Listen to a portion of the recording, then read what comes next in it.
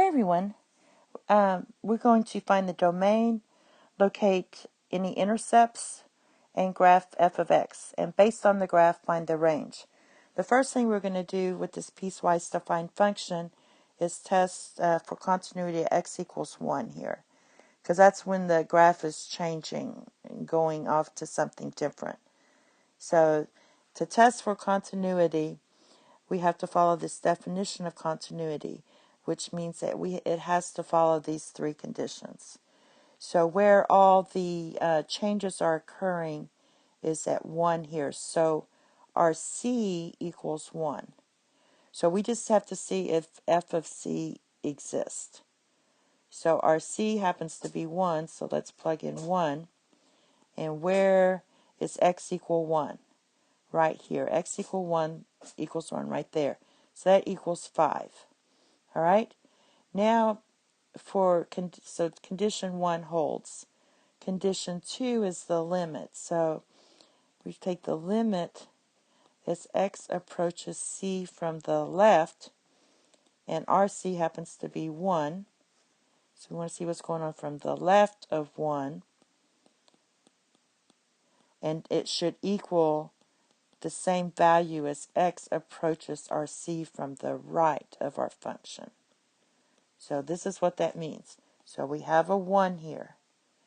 So what's going on to the left of 1 as it approaches 1, and what's going on to the right of 1 with our graph.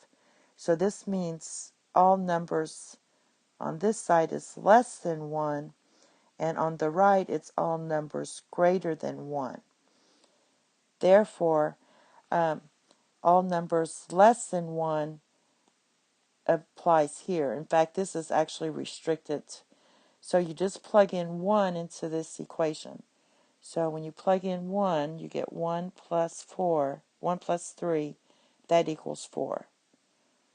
All right, now the numbers greater than 1, that falls into this category. So plug in 1 to that, and you get negative 1 plus 2 equals 1. So what we have is 4 equals 1, which is not true. That means the left and right hand side limits do not exist. That means condition 2 fails, that this does not exist. All right, so this function is going to be discontinuous, and you don't need to move on to condition 3. So we're done. That's going to tell you there's going to be some kind of jump in the continuity of the graph. So let's graph it. So we just start from left to right. So let's start here. Let's go to 1 first, because that's our C. So at 1, if you plug in 1, that maps to 4. And it can't equal 4, so we're going to go 1, 2, 3, 4, and do an open interval. Let's also do 0. If you plug in 0, that goes to 3. That maps to 3. It can't equal. I want to do 0 because that's your y-intercept. All right, let's plug in negative 2 because that's the end point. Negative 2 here maps to 1. So this is this little segment, line segment right in there. So that's the first part. Now the second part. At x equals 1, that maps to 5. So there's that point there. That's why you can see it's discontinuous, because it's going to jump at 1. This is your 1. All right, now the third part is this point. So all numbers to the right of 1. So if you plug in 1 here, you get to 1, but it can't equal it.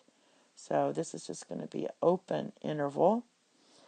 And then let's just plug in some more. If you plug in 2, that's going to go to 0.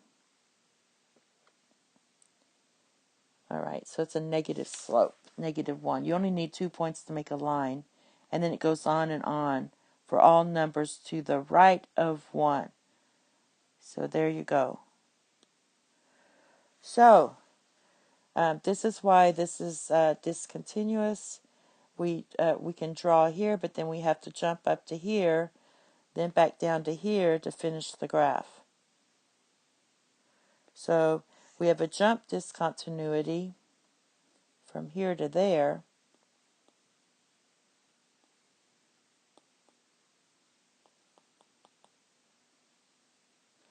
And from here to here, this is called a point discontinuity.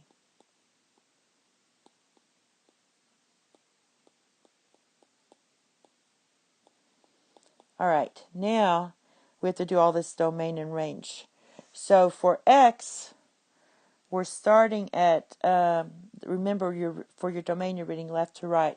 We're starting here at -2, and then it goes to infinity, because even at 1 we do have a value on x for the y. So basically our domain is x is greater than or equal to -2, or you can write it -2 to an infinity for the interval.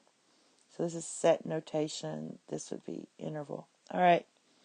The range is, let's see if it accounts for everything. Okay, so if you're looking at the range, all the y's are taken care of. So you just look at all the y's. They're all taken care of here. Even here we have a point for y. We have all this in here. And then it stops at, what's this? 1, 2, 3, 4, at 4. And then jumps to what? 5, to this point. That's why it's called a point discontinuity. So for the range, we can write that y, let's just use interval notation on this. So it's -infinity to 4, and it can't equal 4, so do open interval, and then union or unites with a point, which is 5, and it can equal 5. So that's your range. All right, and what else? Intercepts. So we have 2 intercepts, and we can just see them right here. Your y-intercept is 0, 3, and your x-intercept is going to be 2, 0. And that's it. Thank you. Have a nice day. Bye-bye. Class, Miss Shaw's class. Boy, I love math. Miss Shaw's class, Miss Shaw's class. Don't fail. Watch Miss Shaw's videos for free.